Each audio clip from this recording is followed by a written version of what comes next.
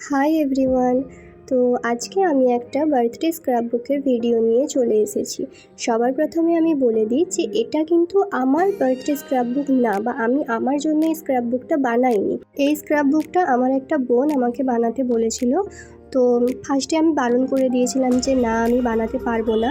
তো তারপর ও আমাকে অনেক অনেক রিকোয়েস্ট করেছিল যে এটা বানিয়ে দেওয়ার জন্য। আসলে ও আমার একটা স্ক্র্যাপ বুকের ভিডিও দেখেই আমাকে অর্ডারটা করেছিল, আর আমি ওর রিকোয়েস্টটা রেখে ওর জন্য স্ক্র্যাপ বুকটা বানিয়ে দিয়েছিলাম।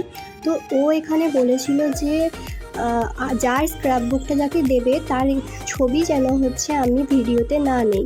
তো সেই কারণে হচ্ছে আমি এখানে ছবি দেইনি, পরে চিটিয়ে দিয়েছি ছবি, কিন্তু তার আগে যখন আমি ভিডিওটা করেছিলাম তখন আমি ছবি চিটাইনি, কারণ ও বারণ করেছিল ছবি দিতে।